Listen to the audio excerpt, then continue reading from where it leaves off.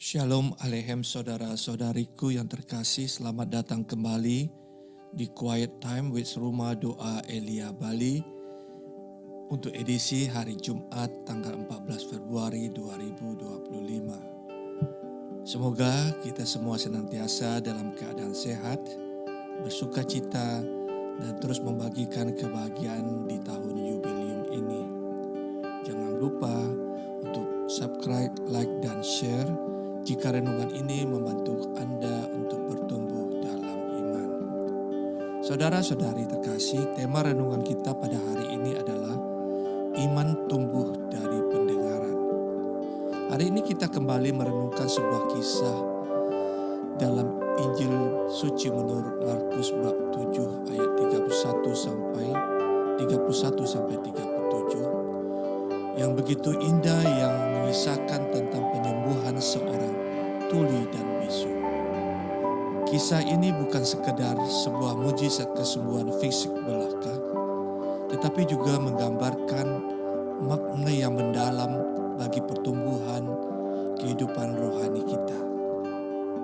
Sebagaimana kita imani bahwa iman itu tumbuh dari pendengaran, dan pendengaran akan firman Tuhan di Roma 10:17.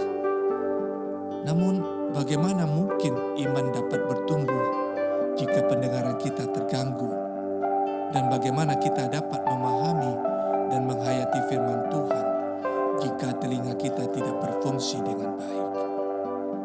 Kisah penyembuhan orang tuli dan bisu yang hari ini kita dengarkan memberikan sebuah jawaban bahwa Tuhan Yesus sebagai anak Allah yang penuh kasih tidak hanya menyembuhkan penyakit fisik orang tersebut, tetapi juga membuka kemampuan telinga untuk mendengarkan dan mengimani Tuhan Yesus, dan kemampuan akan lidah untuk berbicara dengan jelas untuk mewartakan kesembuhan yang ia alami kepada orang-orang.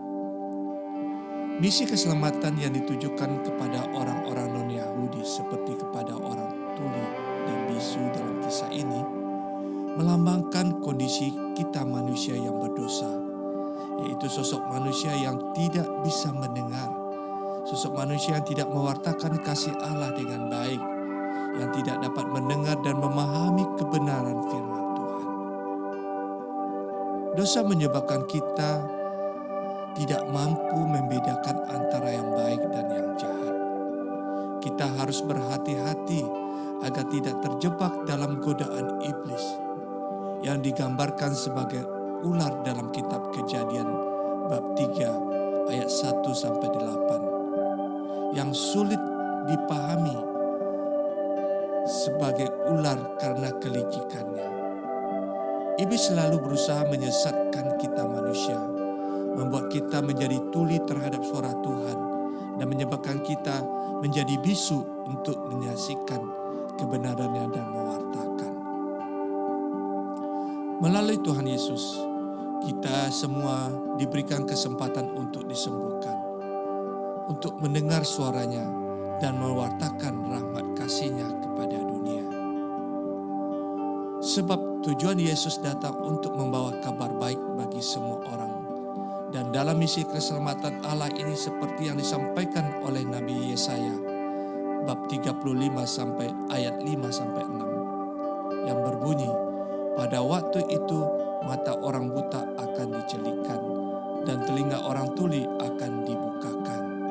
Pada waktu itu orang lumpuh akan meloncat seperti rusa, dan mulut orang bisu akan bersorak-sorai.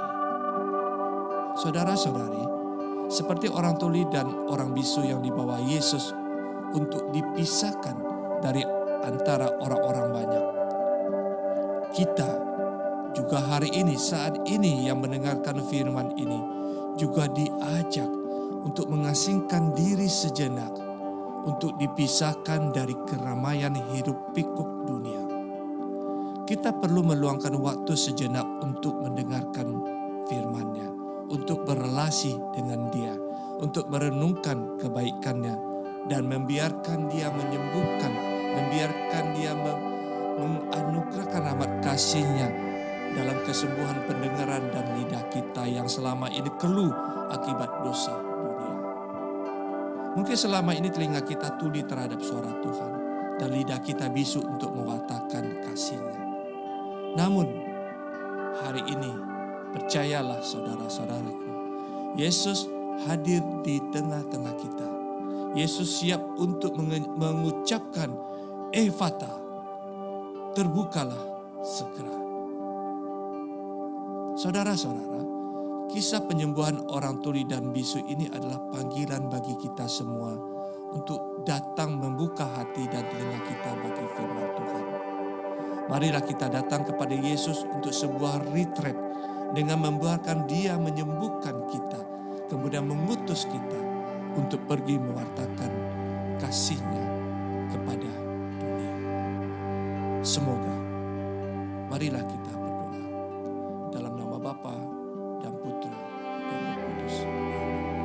Allah Bapa yang Maha Mulia, berkat sakramen Ekaristi yang kami terima pada hari ini, semoga kami dapat mewartakan kabar baik kepada sesama dengan membuka hati telinga kami. Demi Kristus Tuhan dan